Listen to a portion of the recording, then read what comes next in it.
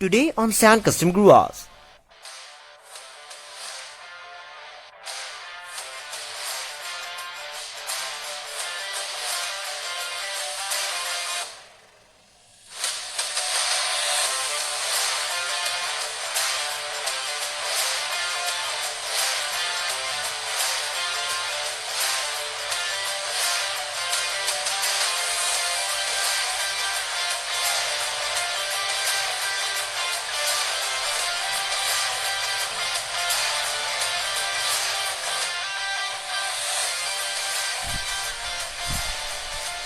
Hello guys, welcome back to sand custom grooves once again. So दोस्तों, हमारा आज का नया वीडियो काफी स्पेशल होने वाली है, तो प्लीज इसे एंड तक जरूर देखिएगा, क्योंकि आज के इस वीडियो में जो कार आप लोग देखने वाले हैं वो एक्चुअली में बहुत एक स्पेशल कार है। ऑफ कोर्स एक ऐसी कार जो कि मैंने सिर्फ और सिर्फ ट्रिब्यूट के तौर पे बनाया है, और कोई साधारण ट्रिब्यूट नहीं बल्कि पॉल वॉकर के ट्रिब्यूट के तौर पर। ऑफ कोर्स ये एक्चुअली में एक स्केल मॉडल है जो कि ओरिजिनली मैंने खरीदा था, लेकिन इस कार को कस्टमाइज किया गया है बिल्कुल पॉल वॉकर के ओरिजिनल पोर्स कैरेटा जीटी की तरह। तो क्या आप इस कार को देखने के लिए तैयार हो? ओके, इस कार बच्चे आने ही वाला है। 1, 2 and 3। Ta-da! A miniature replica of Paul Walker's Porsche Carrera GT। ये देखिए, new headlights, new wheels, new spoiler, black detailings, even everything बिल्कुल पॉल वॉकर के ओरिजिनल कार की तरह ही। सो उससे पहले कि मैं आप लोगों को इस कार के बारे में और में बताऊं, चलिए कार का एक छोटा सा रिव्यू ले लेते हैं। हाँ,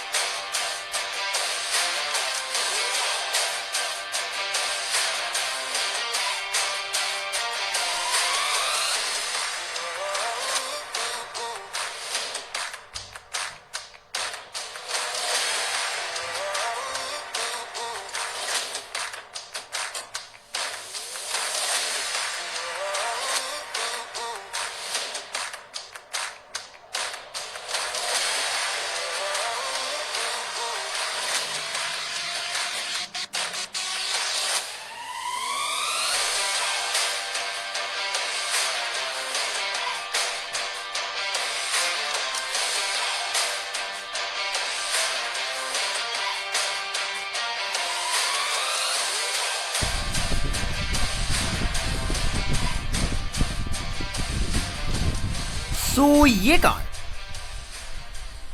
जितना कि मुझे याद है, मैंने कार आई थिंक 2019 के एकदम शुरू तक खरीदा था। ये कार मैंने आपको पहले भी दिखाया था, लेकिन अभी नहीं। तभी दिखाया था इस कार को खरीदने के और आई थिंक 1-2 महीने बाद ही मैंने इसके ऊपर वीडियो बनाया था। अब क्योंकि वो वीडियो मैंने अपने पुराने फ़ोन से रिकॉर्ड किया था, और मेरे पुराने फ़ोन की कैमरा क्वालिटी कितना लो था वो तो आप लोग जानते होंगे।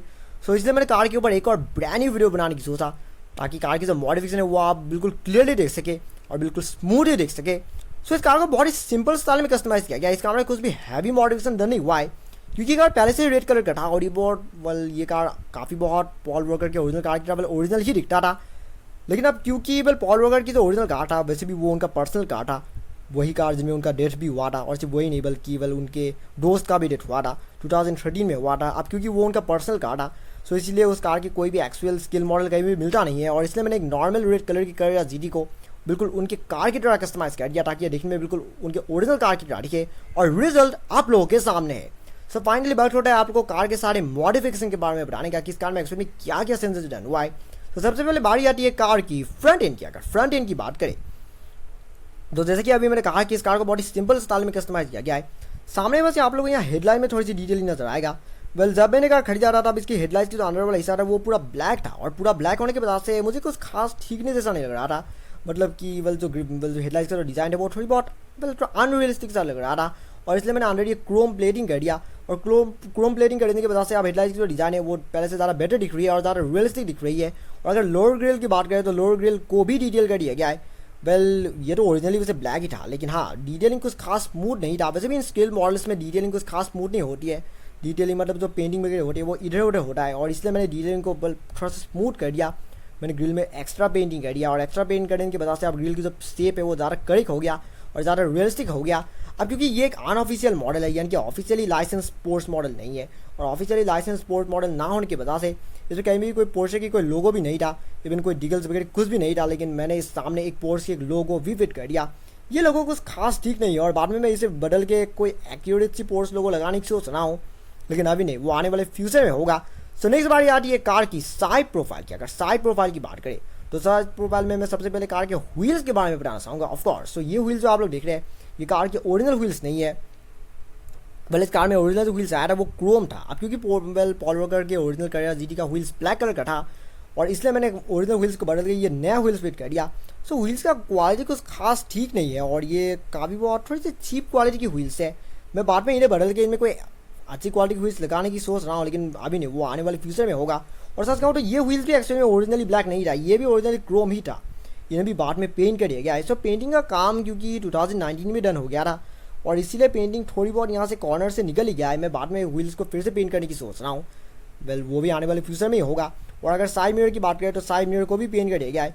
वेल पॉल वॉकर के ओरिजिनल करेगा जीटी में तो साइड मिरर ब्लैक नहीं था, लेकिन मैंने इसे ब्लैक इसलिए कर दिया क्योंकि ब्लैक कलर की करने की वजह से अब जो मिरर का जो पैटर्न है वो ज़्यादा स्मूथ हो गया है, और इसके वजह से मिरर दिखने में ज़्यादा बेटर दिख रही है, ज़्यादा रियलिस्टिक भी दिख रही है।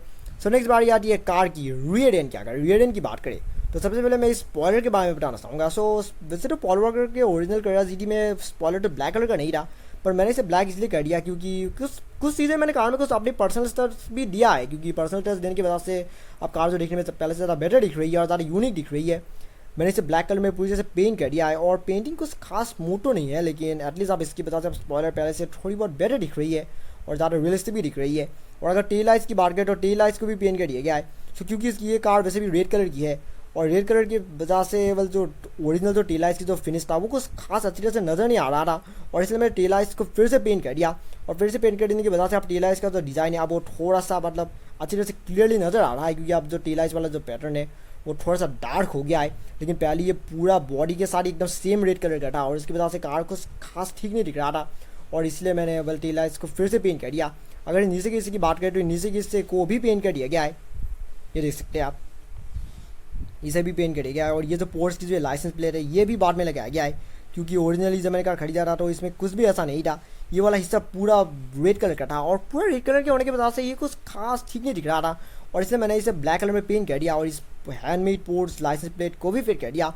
उसके बाद इस कार में कुछ बहुत सारे कुछ भी मॉडिफिकेशन डन हुआ है, जो कुछ भी मॉडिफिकेशन डन हुआ है वो सिंपल हुआ है। और वैसे भी पॉल वॉकर के ओरिजिनल करेगा जीटी भी ऑलमोस्ट स्टॉक कंडीशन का ही मॉडल था, और इसलिए मैंने इस कार में वेल मुझे ज़्यादा कुछ करने की कोई ज़रूरत ही नहीं पड़ा। बस थोड़ी सी डिटेलिंग की वजह से अब ये कार देखने में बिल्कुल पॉल वॉकर के ओरिजिनल कार की तरह ही दिख रही है।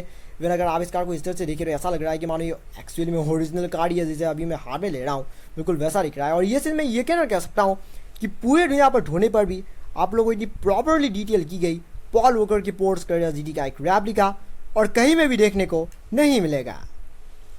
हाँ, सब फाइनली वक्त हो रहा है इस वीडियो को एंड करने का।